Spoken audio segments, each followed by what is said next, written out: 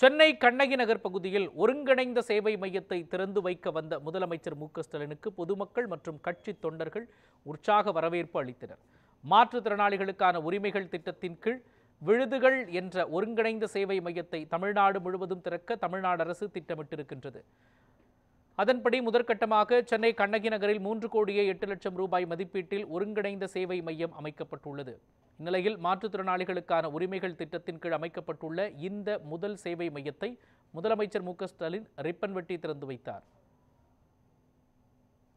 அதேபோல எழில் நகர் பகுதியில் மாநகராட்சி நடுநிலைப் பள்ளியில் நமக்கு நாமே திட்டத்தின் கீழ் 69 லட்சம் ரூபாயில் அமைக்கப்பட்டுள்ள மாண்டிசோரி முறையில் பாடம் நடத்தும் திட்ட கட்டமைப்பையும் முதலமைச்சர் தொடங்கி வைத்தார்.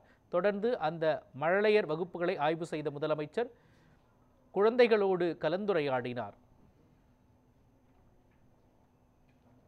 பின்னர் செய்தியாளர்களிடம் பேசிய முதலமைச்சர் மு.க.ஸ்டாலின் மழையை எதிர்கொள்ள அரசு தயாராக உள்ளதாகவும் நாடாளுமன்றத்தில் என்ன பேச வேண்டும் என்று எம்பிக்களுக்கு அறிவுறுத்தப்பட்டுள்ளதாகவும் கூறினார். தொடர்ந்து பேசிய அவர் வேறு வேலை இல்லாமல் தினம் ஒரு அறிக்கை வெளியிடும் பாமக நிறுவனர் ராமதாசுக்கு பதில் சொல்ல வேண்டிய அவசியம் இல்லை என்றும் முதலமைச்சர் தெரிவித்துள்ளார்.